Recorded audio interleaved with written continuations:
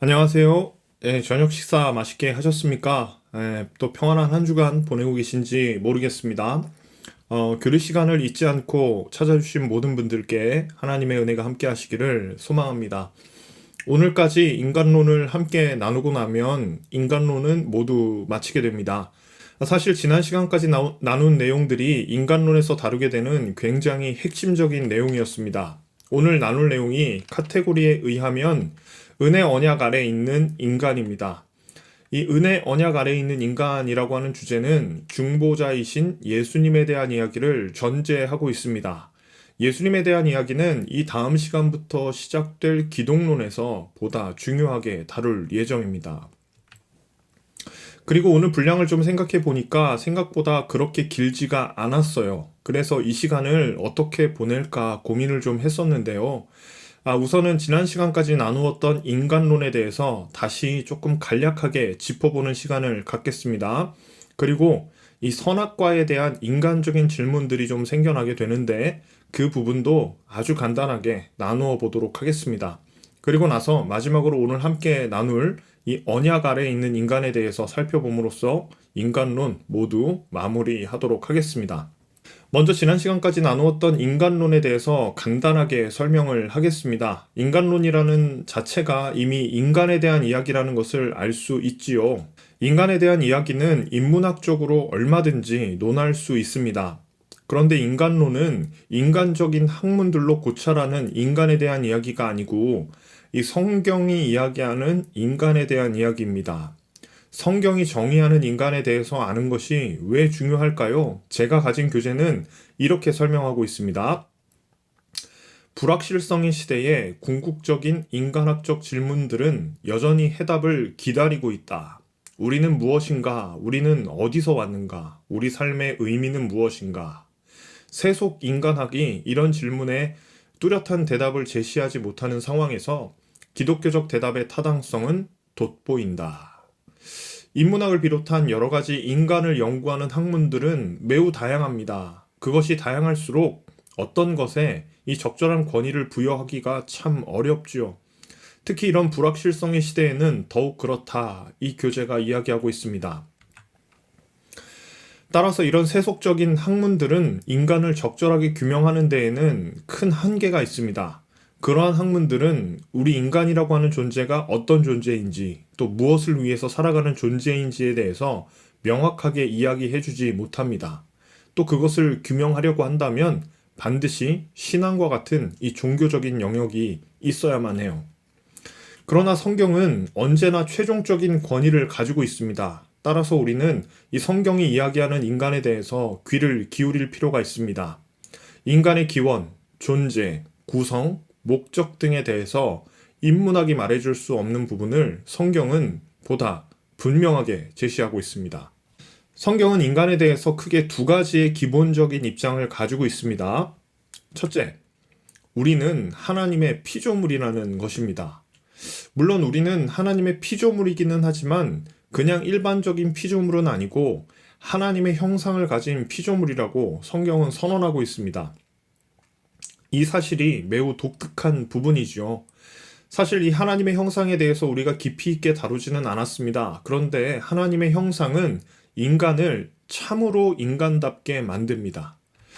그런 의미에서 원시 상태에 있는 인간은 하나님의 형상을 온전히 보존한 상태 가운데 있었다고 말할 수 있어요. 그 상태에서는 하나님과의 관계가 화평한 가운데 있었을 겁니다. 하나님은 이런 인간을 통해서 이 피조 세계를 잘 다스리기를 원하셨고요. 그런 선한 청지기의 역할을 잘 감당함으로써 하나님 자신이 영광을 받으셨을 겁니다. 이렇게 하나님과 인간의 최초의 관계에서는 아무런 문제가 없었습니다. 근데 다음으로 넘어가면 인간은 이렇게 행복한 상태에서 한순간에 이 나락으로 떨어지게 되죠. 이 두 번째 부분으로 넘어가면요. 둘째, 우리는 그분의 뜻을 배반한 타락한 죄인들이며 알게 모르게 하나님을 거역하며 살아간다. 여기서 하나님의 형상을 가진 존재인 인간은 하나님과 한 가지의 행위 언약을 맺게 되는데 여기서 행위 언약이라고 하는 것은 선악을 알게 하는 나무의 열매를 먹지 말라는 그런 명령이었습니다. 창세기 2장 17절은 이렇게 표현되죠. 선악을 알게 하는 나무의 열매는 먹지 말라. 내가 먹는 날에는 반드시 죽으리라. 이 선악을 알게 하는 나무의 열매를 먹지 않는 행위로 선악의 유무를 판단받는 것입니다. 선악과를 먹으면 악한 것이고요. 선악과를 먹지 않으면 선하다는 것을 의미해요. 굉장히 간단한 명령이기 때문에 우리는 종종 이 명령의 무게에 대해서도 제법 가볍게 여기는 경향이 생기죠. 아니 무슨 하나님이 과일 하나 먹은 죄를 가지고 이렇게 심각하게 반응하시는가? 그래서 마치 이 부분을 무슨 신화 같은 이야기처럼 치부하기도 합니다. 그러나 여러분, 하나님께서 천지를 만드신 장면인 창세기 1장과 이 2장의 명령을 연관지어서 생각해 본다면 이 말씀의 무게를 그렇게 가볍게 여길 수만은 없을 겁니다. 우리가 잘 아는 바와 같이 하나님께서는 천지를 창조하시면서 말씀으로 만드셨죠. 그러니까 이 하나님의 말씀의 무게는 해와 달을 만들어내는 언어적 무게를 가지고 있어요. 바꿔 설명하면 하나님의 이 금지 명령의 무게는요, 천지를 말씀으로 창조하신 그 말씀의 무게와 크게 다르지 않습니다. 그러니 이 반역은요, 참으로 대단한 반역이 될 겁니다. 선악과를 먹은 최초의 범죄 행위를 가리켜서 우리는 원죄라고 부르죠. 그 원죄가 인간들에게로 흘러가게 됩니다. 그렇다면 이 아담을 통한 원죄의 본질이라고 하는 것은 무엇일까요? 그것은 이 사탄의 유혹 가운데 분명하게 드러나는데요. 창세기의 말씀 이어서 읽어보겠습니다. 너희가 그것을 먹는 날에는 너희 눈이 밝아져 하나님과 같이 되어 선악을 알 줄 하나님이 아심이니라. 5절에서 사탄의 유혹의 지점은 바로 여기에 놓여 있죠. 하나님과 같이 되는 것입니다. 인간이 피조물의 영역에서 벗어나서 하나님의 영역을 찬탈하는 것이 바로 이 원죄의 본질이라고 볼 수 있습니다. 바꿔 설명하면 피조물인 인간이 하나님을 하나님 되게 여기지 않는 것이라고 할 수 있어요. 하나님을 하나님 되게 여기지 않는 첫 번째 죄를 아담이 저지른 겁니다. 더 나아가 우리도 태어나는 순간부터 하나님을 하나님 되게 여기지 않는 그런 죄성을 가지고 태어나게 됩니다.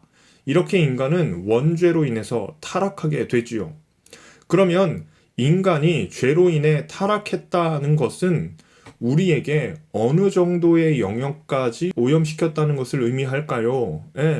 성경은 이 원죄가요, 인간의 모든 영역에 영향을 미쳤다고 고백합니다. 그래서 이것을 신학적인 용어로 전적 타락이라고 설명합니다. 인간은 그의 의지와 마음, 행동과 공동체성에 이르기까지 모든 부분에 오염이 진행됐습니다. 따라서 성경은 선을 행하는 자가 없다 이렇게 표현하는지도 모릅니다. 따라서 인간은 이러한 상태에서 의로움을 통해 구원에 이르는 것은 불가능하다고 볼 수 있겠습니다. 더 나아가서 이 원죄의 결과는 굉장히 비극적입니다. 이 원죄의 결과에 대해서 우리는 크게 세 가지의 관계성으로 설명을 했었습니다. 자, 첫째, 하나님과 인간의 관계가 깨어집니다. 우리는 더 이상 하나님의 말씀대로 살아갈 수 없고요. 선을 행하기에는 굉장히 부족한 존재가 되었습니다. 그래서 하나님 앞에 설 수 없는 그런 존재가 되었죠. 여러분, 아담이 하나님을 피해서 나무 사이에 숨게 되죠. 이런 것만 봐도 이미 하나님과 인간 사이가 굉장히 멀어졌다는 것을 느낄 수 있습니다. 둘째, 인간과 인간과의 관계가 깨어집니다. 우리 안에 있는 죄성이라고 하는 것은 인간 사이의 갈등을 불러일으키면서 인간 사이에 엄청난 분열을 조장하게 돼요. 더 나아가서 이것은 이웃에 대한 착취의 현상으로 이어져 온전한 관계성을 해치게 되죠. 셋째, 인간과 자연과의 관계도 깨어집니다. 인간은 이 죄로 인해서 자연 질서와의 조화를 상실하게 되고요. 이웃과 마찬가지로 우리는 자연에 대해서도 착취하고 오염시키며 살아갑니다. 이런 파괴로 인해서 자연은 더 이상 우리에게 호의적으로 다가오지만은 않습니다. 이런 죄성 가운데 있는 인간은 구원을 위한 아무런 가능성이 없는 존재라는 것이 드러나죠. 결국 이런 죄성으로 가득한 인간에 대해서 우리가 온전히 이해했다면 우리는 빌립보의 간수처럼 이렇게 말할 수밖에 없습니다.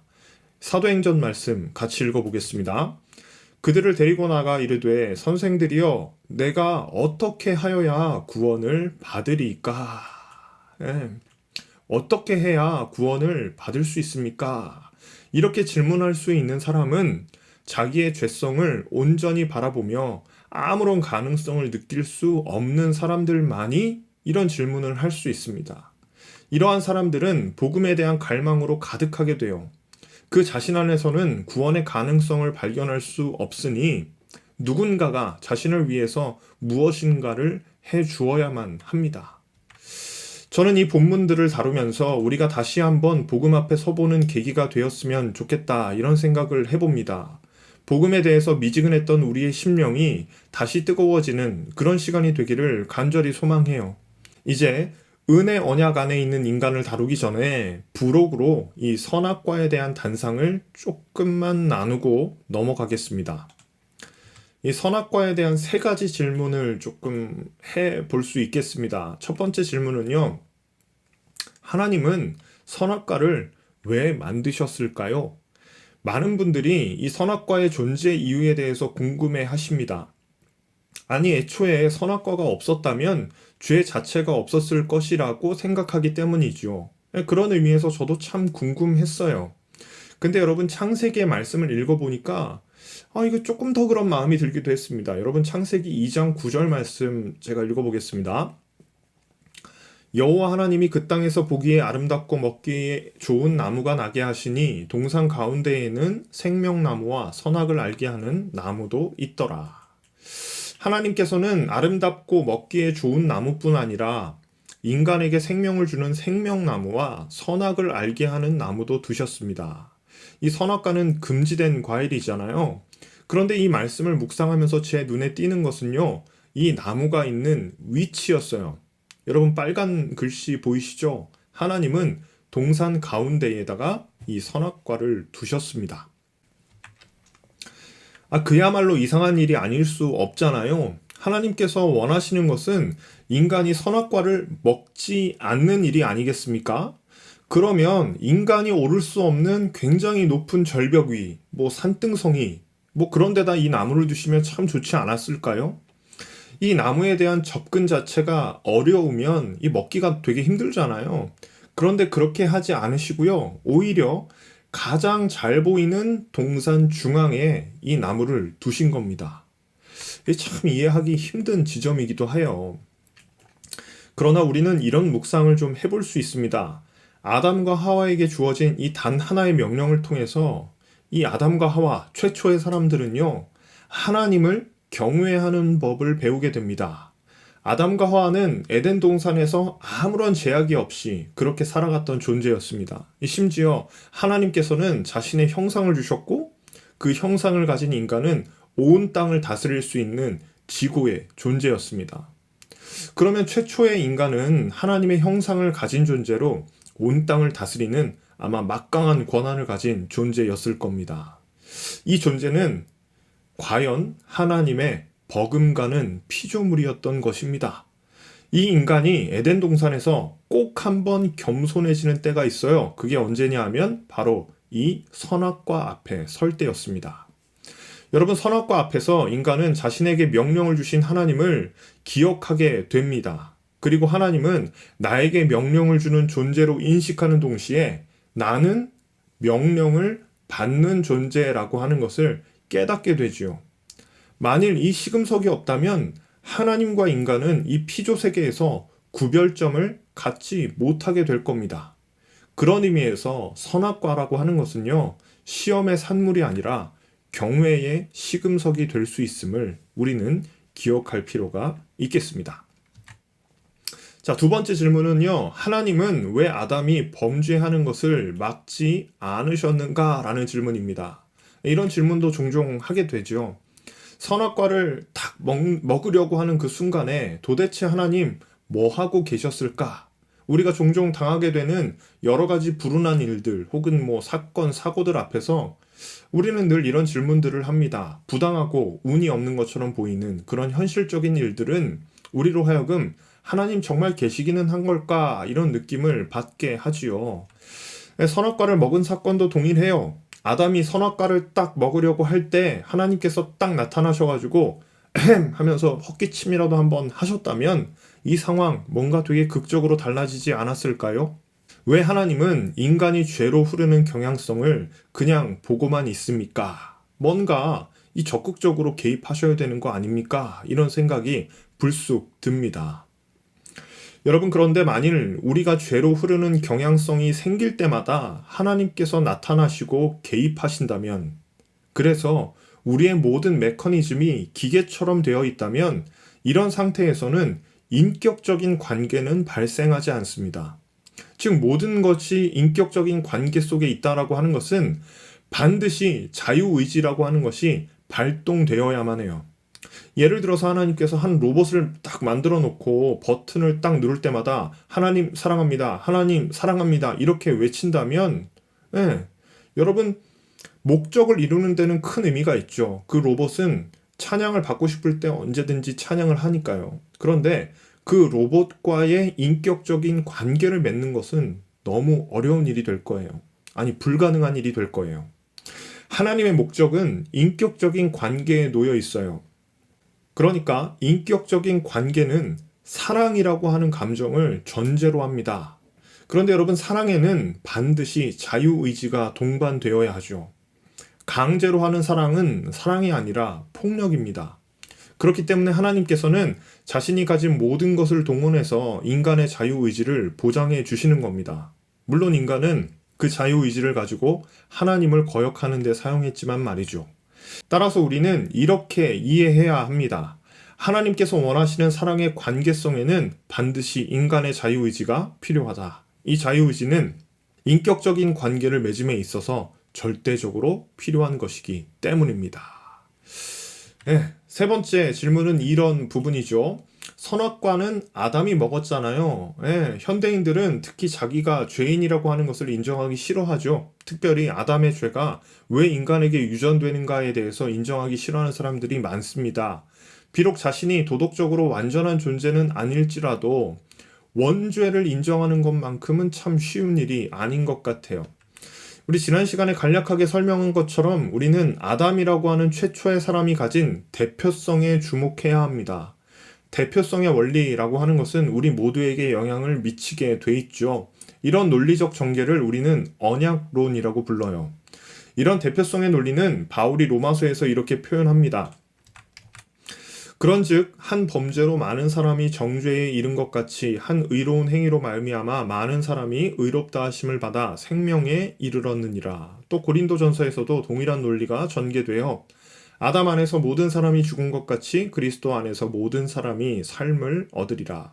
즉 아담은 하나님과 언약을 맺을 때 모든 인간을 대표해서 언약을 맺었다는 이야기입니다. 따라서 그의 대표성을 따라가는 모든 인류는 그 원죄의 영향 아래에 놓일 수밖에 없게 돼요. 즉 창세기에서 아담이 받은 모든 벌들은 후손인 인류가 지고 가야 하는 그런 벌이 된 거예요. 로마서 3장의 말씀도 읽어보겠습니다. 기록된 바 의인은 없나니 하나도 없으며 깨닫는 자도 없고 하나님을 찾는 자도 없고 다 치우쳐 함께 무익하게 되고 선을 행하는 자는 없나니 하나도 없도다. 예, 바울은 유대인으로 율법에 정통한 학자 출신이 아니겠습니까? 예, 이 사람이요, 선을 행하는 자는 없다, 단 하나도 없다, 이렇게 외치고 있는 거예요. 그렇습니다. 모든 인간은 원죄의 영향 아래에 있는 존재로 스스로는 이 구원이 불가능한 존재라고 하는 것을 우리는 기억할 필요가 있겠습니다. 네, 여기까지 여러분 선악과를 둘러싼 의문들에 대해서도 함께 좀 나누어 보았습니다. 네, 이제 인간론의 마지막 주제는 은혜, 언약 안에 있는 인간입니다.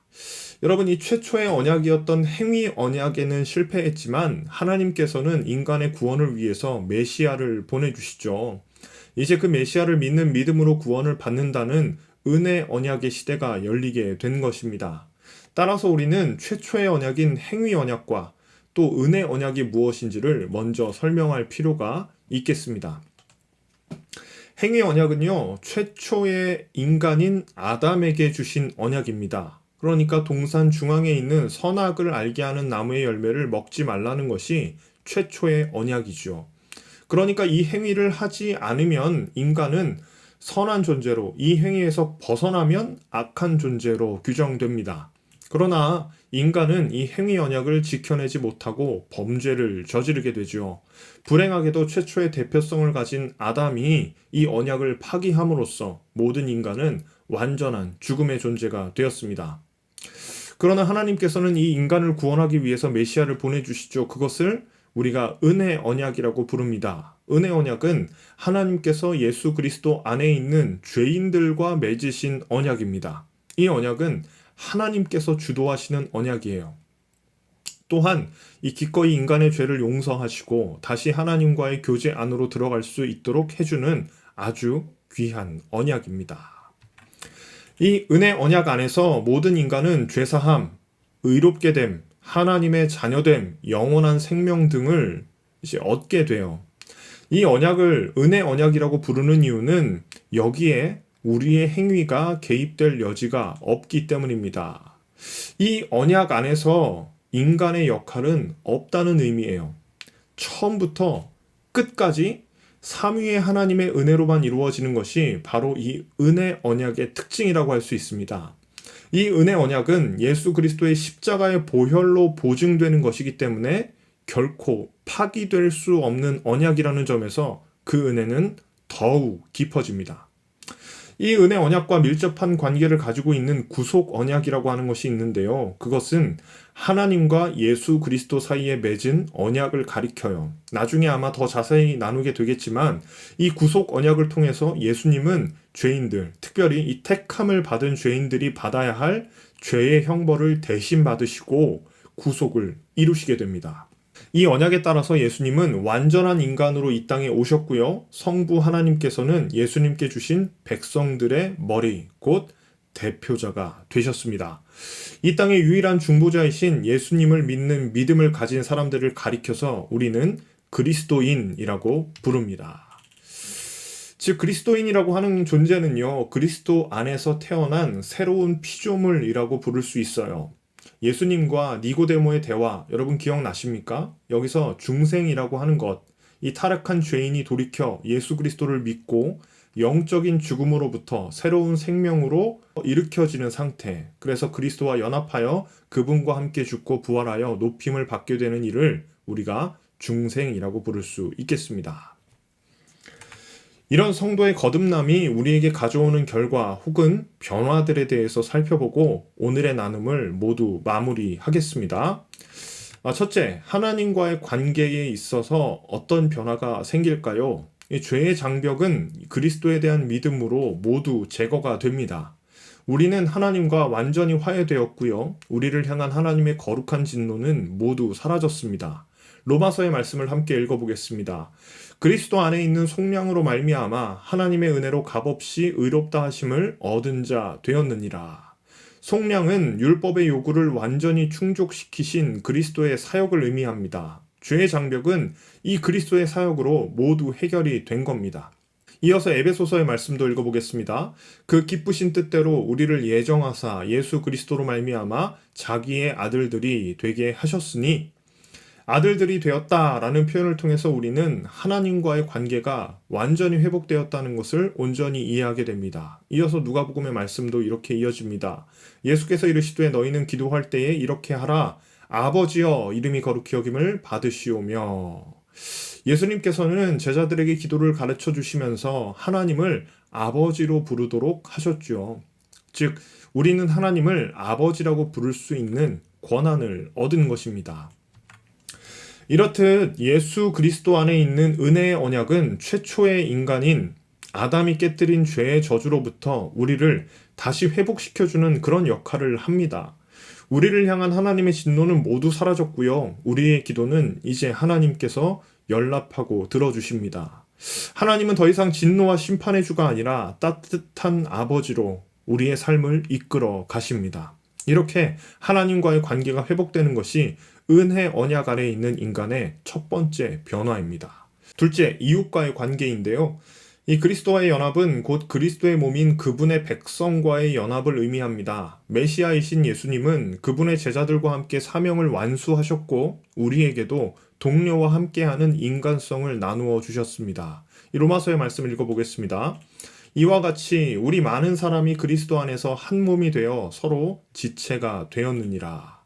바울은 로마서에서 교회 안의 지체들이 서로 그리스도 안에서 서로 한 몸이 되었다 이렇게 선언합니다. 이 말은 우리 각자가 서로를 위해서 존재하는 지체들이라고 하는 의미를 갖지요. 즉 우리는 이웃을 도구화해서 군림하는 이 세상의 가치를 좀 벗어나서 서로를 진심으로 사랑하고 살아갈 수 있는 이 사랑의 공동체라고 하는 것을 의미해요. 따라서 우리는 주님과 마찬가지로 타인을 위한 섬김으로 이 땅을 살아가야 합니다. 더 나아가서 산상수훈의 예수님의 말씀을 하나 읽어보죠. 또 내 이웃을 사랑하고 내 원수를 미워하라 하였다는 것을 너희가 들었으나 나는 너희에게 이르노니 너희 원수를 사랑하며 너희를 박해하는 자를 위하여 기도하라. 예수님께서는 우리에게 이러한 길과 사명을 주셨어요. 원수까지라도 사랑하는 것이 쉬운 일은 아니지만 이렇게 이웃을 사랑하며 살아가는 존재, 바로 그리스도인이라고 하는 점은 변하지 않습니다. 이렇게 은혜 언약은 우리로 하여금 인간과 인간의 관계가 진정한 사랑의 관계로 회복되도록 변화시킵니다. 자, 셋째, 자연과의 관계예요. 마지막으로는요, 이 자연과의 관계입니다. 현대 세계에서는 자연에 대한 관심이 매우 높아졌습니다. 그간 타락한 우리의 본성은 이 자연에 대한 무관심과 착취의 대상으로 여기는 것으로 크게 번져갔어요. 특별히 이 신학적으로 생태학적인 관심은 거의 전무했다고 봐도 무방합니다. 이 그리스도의 복음은 우리로 하여금 하나님과의 관계, 또 인간과의 관계뿐 아니라 자연 세계에도 큰 관심을 기울일 것을 요청합니다. 즉 은혜 언약이 회복시키는 것은 이 최초 아담에게 주어진 명령을 회복하는 것과도 큰 관련이 있다는 이야기입니다. 창세기 말씀입니다. 하나님이 그들에게 복을 주시며 하나님이 그들에게 이르시되 생육하고 번성하여 땅에 충만하라. 땅을 정복하라. 바다의 물고기와 하늘의 새와 땅에 움직이는 모든 생물을 다스리라 하신지라. 여러분, 이 명령은 다소 강압적으로 들리는 것도 사실입니다. 인간이 땅을 정복하거나 모든 생물을 다스리라 라고 하는 명령은 자연을 도구로 삼아서 군림하는 왕 같은 느낌을 주기에 충분하지요. 사실 어떤 면에서 인간은 그럴 수 있는 존재이기도 해요. 우리는 필요에 따라서 소나 돼지를 도축해서 먹기도 하고요. 나무를 잘라서 우리에게 필요한 어떤 것을 만들 수도 있습니다. 인간은 자연을 다스리는 존재이기 때문입니다. 그러나 최초의 그 명령은 단순히 지배 가운데서 자연을 착취하라 그런 의미가 아니었습니다. 이것은 자연을 잘 보호하고 관리하라고 하는 청지기적 사명을 잘 감당하라는 의미에서 아담에게 주신 명령이었어요. 따라서 복음이 회복해야 하는 또 다른 관계가 있다면 그것은 인간과 자연과의 관계가 될 겁니다. 그런 의미에서 복음을 누리는 성도라면 이 자연을 잘 가꾸고 보호하여 청지기적 자세를 가지고 살아갈 필요가 있다는 거 우리가 놓치면 안 되겠습니다. 이제 나눔을 마무리하려고 합니다. 마지막 때의 인간은 이 타락하기 전의 상태, 곧 이 하나님의 형상을 완전히 회복하게 될 겁니다. 이 성경은 이것을 우리의 존재가 하나님의 형상으로 완전히 재창조된 상태라고 언급하여 로마서의 말씀을 읽어보겠습니다. 하나님이 미리 아신 자들을 또한 그 아들의 형상을 본받게 하기 위하여 미리 정하셨으니 이는 그로 많은 형제들 중에서 맏아들이 되게 하려 하심이라. 또 고린도전서의 말씀은요.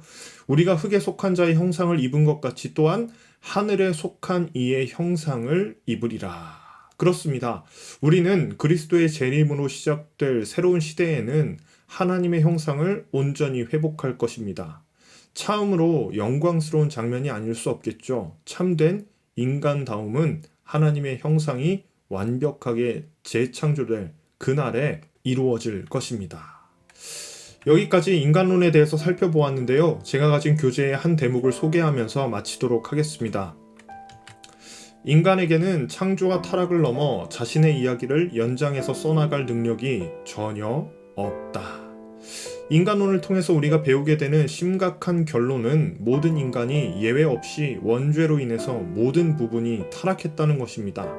이런 타락한 인간에게는 어떤 가능성도 없다는 절망을 깨닫는 것, 그것이 이 인간론을 통해서 얻게 되는 유익이 될 겁니다. 아니, 인간의 절대무능이 어떻게 유익이 될까요? 인간의 절대무능은 반드시 구원을 위한 메시아를 요청하게 합니다. 우리를 구원하신 예수님을 온전히 믿음으로 바라보게 하죠. 그 예수를 우리를 위해 보내주신 하나님의 극진하신 사랑으로 이해하게 됩니다. 또한 우리에게 새로운 지식을 열어주시는 성령을 의지하게 합니다. 고로 인간의 구원을 위해서 일하시는 삼위의 하나님을 만나게 된다고 할 수 있겠습니다. 따라서 인간론에서 말하는 인간을 향한 절망은 소망을 위한 절망이라고 표현할 수 있겠습니다. 즉, 이 절망은요, 복음을 더욱 복음되게 할 것입니다. 이 복음으로 충만한 남은 한 주간 되시기를 간절히 소망합니다. 오늘도 늦은 시간까지 시청해 주셔서 감사합니다. 다음 주에 뵙겠습니다.